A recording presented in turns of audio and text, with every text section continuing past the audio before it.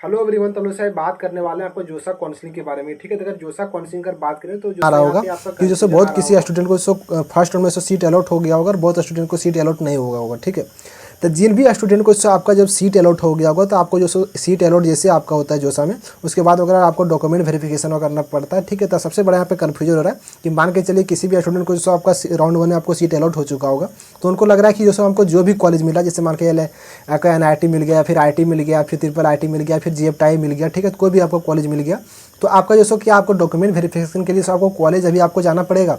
ठीक है, या फिर जो आपको कब जाना पड़ेगा, कौन कौन सा आखिर आपको डॉक्यूमेंट लगेगा। ठीक है, तो इस वीडियो में दोस्तों टोटल डिस्कस करने वाले हैं। तो अगर चैनल पर अगर नहीं हो तो प्लीज़ चैनल को जरूर सब्सक्राइब कर दो, तो टिल एडमिशन तक आपको जो भी प्रोसेस होता है जोसा CCF कौन से रिलेटेड, ठीक है, आपको टोटल आपको हेल्प मिलेगा। ठीक है, और आप लोग CCF अगर काउंसलिंग अगर ज्वाइन करना चाहते हैं सिंपली इस नंबर में उनको व्हाट्सअप करिएगा, आपको टिल एडमिशन तक जो भी आपका प्रोसेस है टोटल आपको हेल्प किया जाएगा। इस नंबर में सिंपली अपना रिजल्ट भेजिएगा। रिजल्ट भेजने के बाद आपको पहले बता जाएगा कौन सा कॉलेज मिलेगा नहीं मिलेगा, उसके बाद अगर इच्छुक हो तो आप पेड काउंसलिंग ज्वाइन कर सकते हैं। ठीक है, तब बात करते हैं यहाँ पे, अगर बात करें यहाँ पे आपका जोसा में अगर मान के चलिए आपका राउंड 1 में आपको सीट अलॉट हो गया होगा। ठीक है, तो राउंड सीट अलॉट 1 होने के बाद आपको जो सबसे पहले आपका जो SAF आने की पे करना पड़ता है। ठीक है, यानी कि सीट एक्सेप्टेंस फी।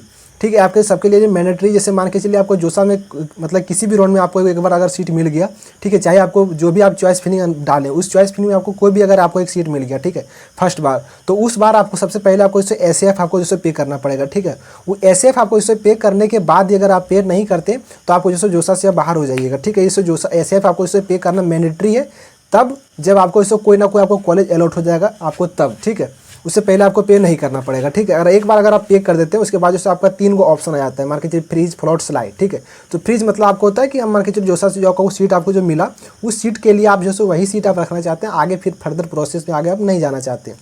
फ्लोट मतलब क्या होता है कि आप जो जहाँ आपको सीट मिला उससे ऊपर आपका जो भी आप ब्रांच डालें उसमें मतलब चेंज आप करना चाहते हैं। ठीक है, स्लाइड मतलब क्या होता है कि मान के चलिए NIT जमशेदपुर में आपको जो सिविल मिल गया। ठीक है, उस सिविल को सिविल के ऊपर आप मान के चलिए CSC डालें या EC डालें।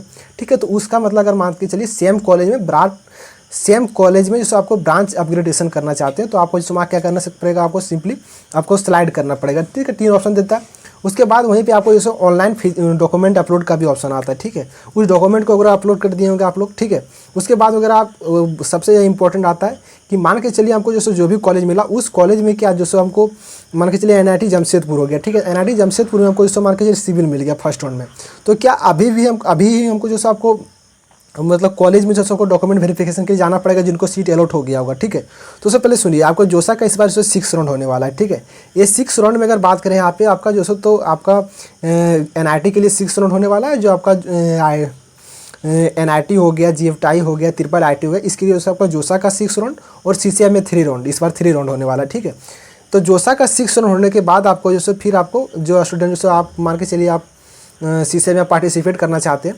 ठीक है, तो उसके लिए जो आपको फिर अलग से आपको पे वगैरह करना पड़ेगा, उसके बाद आप CCF में पार्टिसिपेट कर सकते हैं। ठीक है, तो अब बात करते हैं यहाँ पे जो आखिर जो कब आपको जानना पड़ेगा डॉक्यूमेंट वेरिफिकेशन के लिए। ठीक है, तो सबसे पहले बात करेंगे जैसे IT अगर कोई भी अगर आपको IT मिला होगा। ठीक है, तो IT के लिए अगर बात करें तो आपको जोसा कंप्लीट होगा टोटल आपका 6 राउंड आप जब कंप्लीट आपका हो जाएगा जोसा में, तभी आपको यहाँ पे आपको जो भी कॉलेज आपको मिला होगा उस कॉलेज में आपको डॉक्यूमेंट वेरिफिकेशन के लिए जाना पड़ेगा। ठीक है, और बात करेंगे उससे आपको NIT मिल गया, फिर IIT मिल गया, तो ये भी आपका जोसा का टोटल राउंड खत्म होगा।